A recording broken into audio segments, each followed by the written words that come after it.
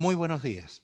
Bienvenidos a todos los participantes al desarrollo del módulo número 1 del seminario intitulado Estrategias de Litigio Penal. En este módulo número 1 vamos a hablar sobre un tema de suma importancia dentro del proceso penal, como lo sería la gerencia, la gestión del caso en sí mismo. Para ello vamos a apoyarnos en un material presentado en PowerPoint con la finalidad de realizar una síntesis sobre el contenido de este módulo. En primer lugar, dar las gracias al Instituto de Estudios Superiores de Investigación y Posgrado, IESIP, por esta oportunidad que nos brinda a través del uso de medios digitales para desarrollar el contenido de este importante seminario. Ahora bien, comencemos con lo que pudiéramos entender como gerencia del caso.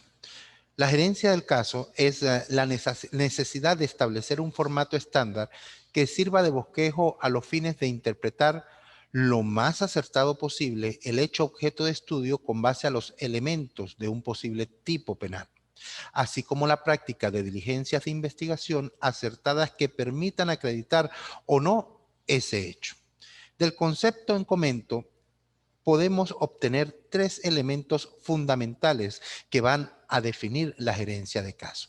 Estos tres elementos son hechos objetos de estudio, calificación jurídica aplicable y diligencias de investigación orientadas a demostrar tanto el hecho como la adecuación típica en esa calificación jurídica.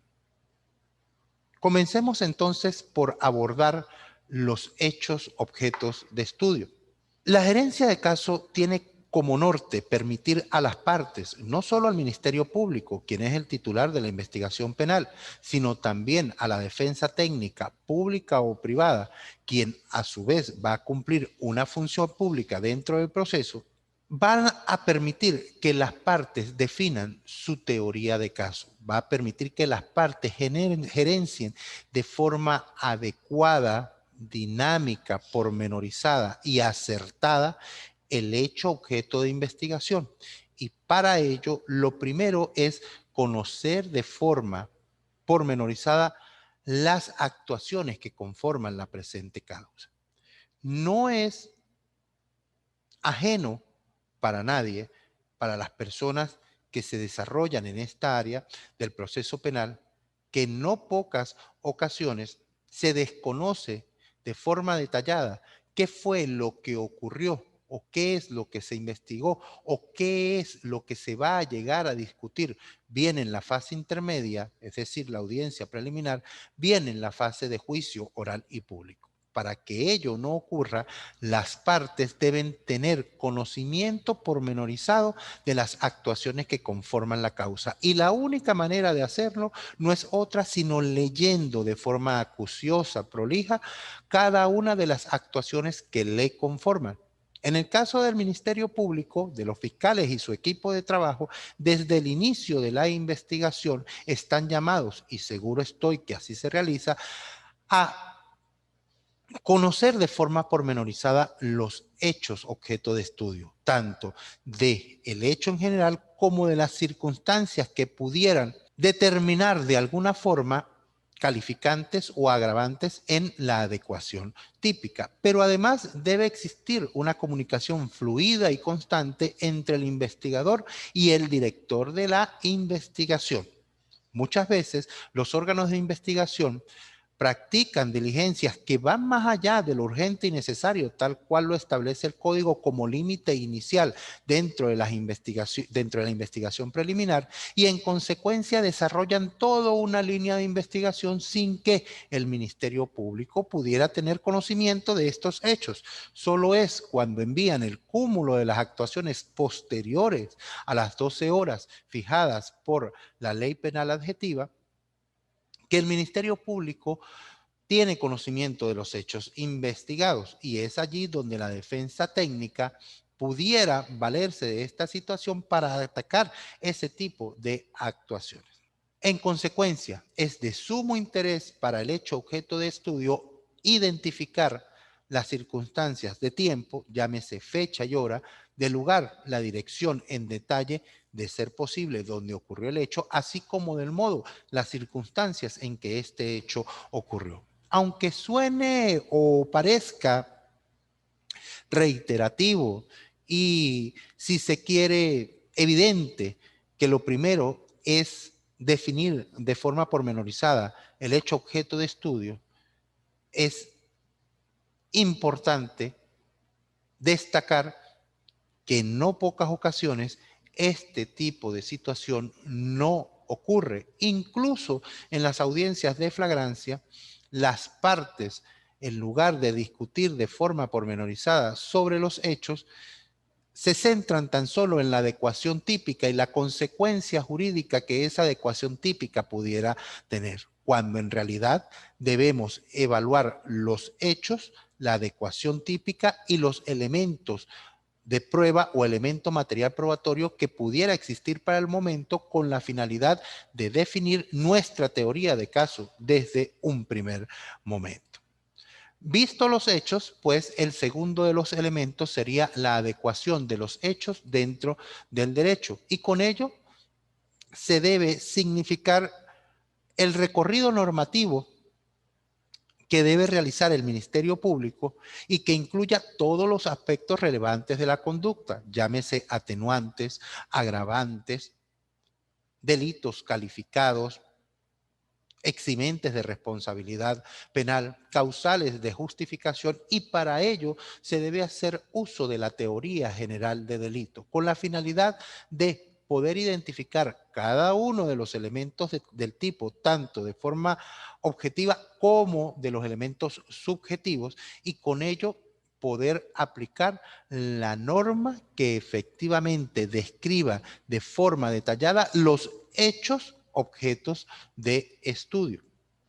Ejemplos de este tipo de situación existen a lo largo del sistema penal venezolano vigente. Me explico, a nivel del sistema normativo, donde se presentan confusiones con relación a qué tipo delictual aplicar. En algunos casos, por ejemplo, como cito en esta lámina, pudiera existir confusión entre el manejo indebido de sustancia peligrosa y el contrabando de combustible. Pues si bien el objeto material de delito, llámese combustible en sí mismo, pudiera dar cabida a la aplicación de alguna de estas normas, no es menos cierto que los elementos del tipo, me refiero a otros elementos del tipo, como lo sería la tipicidad, como lo sería la intención del sujeto activo, entre otras, da cabida para diferenciar entre estos dos injustos dolosos. Ejemplo, en cuanto a la antijuricidad, el bien jurídico protegido en el manejo indebido de sustancias peligrosas es un interés colectivo y difuso, como lo es el ambiente en sí mismo. Por ello, el manejo indebido de sustancias peligrosas está establecido en la Ley Penal del Ambiente, si mal no recuerdo, artículo 112 de la citada ley. Mientras que en el contrabando de combustibles se pretende evitar a toda costa, tanto a nivel normativo como a nivel de la aplicación de esa norma por parte de los órganos de investigación, que el combustible pues pueda salir de territorio venezolano sin los parámetros legales que le deben acompañar. En este caso, claro está que el combustible no es susceptible de comercialización sino por el Estado venezolano, quien dirige la materia, quien establece las directrices tanto para su distribución como para su comercialización. Es deber, en consecuencia, de la vindicta pública, del fiscal, del Ministerio Público, de la Oficina Fiscal, establecer, con base a la teoría general de delito, con base al estudio de los elementos del delito, cuál sería en consecuencia la norma aplicable.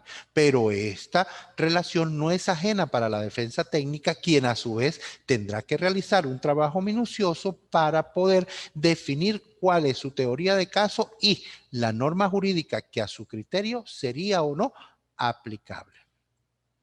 Llegamos así a la identificación de los elementos del delito, como hacía referencia anteriormente. Y para ello he definido una tabla que pudiera servir de norte, de fundamento, de base a los participantes en los casos futuros que pudieran manejar a los fines de gerenciar de forma adecuada su caso en cuestión. Así pues, a través de esta tabla pueden identificar cuáles son los elementos del delito. Llámense elementos tanto objetivos como subjetivos. Y a su vez los hechos jurídicos relevantes asociados a cada elemento. En el caso que aquí nos compete, hacemos referencia a un homicidio calificado, donde el sujeto activo, haciendo uso de un arma de fuego, la accionó en 2 oportunidades en contra de la víctima, causándole la muerte. Así pues, podemos ver que el elemento territorialidad está establecido o definido por el lugar donde ocurrieron los hechos, la temporalidad, la fecha y la hora de esos hechos. El sujeto activo, la persona quien cometió el hecho en sí mismo, incluso definiendo el grado de participación que pudiera existir, una complicidad necesaria, una complicidad no necesaria, en fin.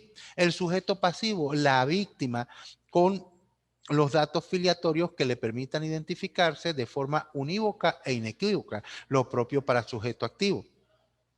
Tipicidad objetiva, es decir, el tipo delictual aplicable.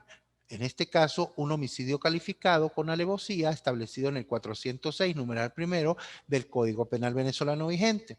La conducta, la acción que desplegó el agente, accionó en 2 oportunidades el arma de fuego en contra de la víctima, causándole la muerte. Si ustedes observan, pues es definir los hechos jurídicamente relevantes que permitan acreditar cada elemento del tipo y con ello que exista una armonía entre hecho y derecho.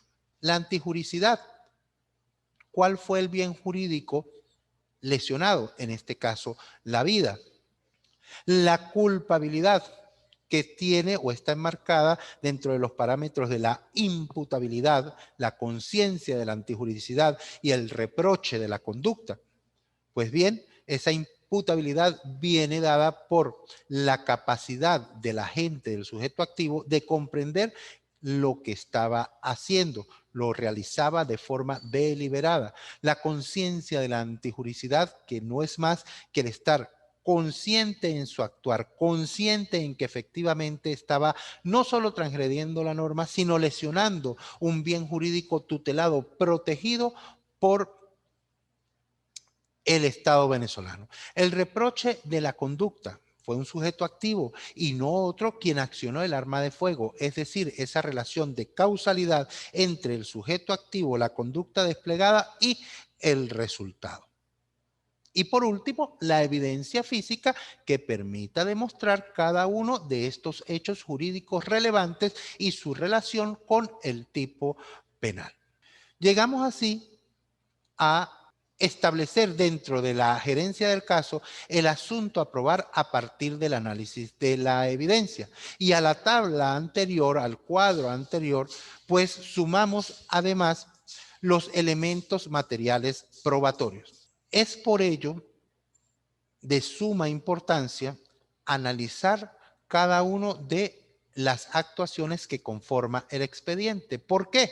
Porque vamos a utilizar cada una de ellas para acreditar los hechos jurídicamente relevantes asociados a los elementos objetivos y subjetivos del tipo penal. Así pues, respecto a la territorialidad, es decir, el hecho jurídicamente relevante sería el lugar donde ocurrió el hecho. Debe quedar acreditado. ¿Y cómo acredito yo el lugar donde ocurrió el hecho? A través de un elemento material probatorio que debería estar en ese cúmulo de actuaciones. Ejemplo, el acta policial de aprehensión del sujeto activo, donde deja constancia la comisión actuante que fue en un lugar y no en otro distinto donde este hecho ocurrió, además de la inspección técnica en el sitio del suceso.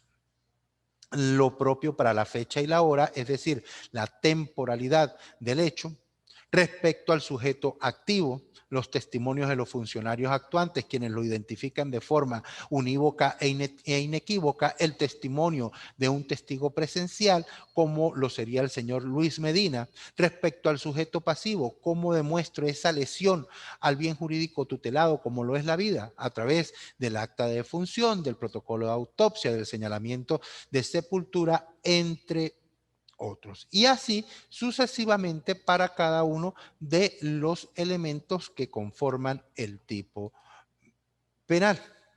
En consecuencia, visto el desarrollo de este módulo, cuyo contenido está descrito de forma pormenorizada en la plataforma virtual de este curso.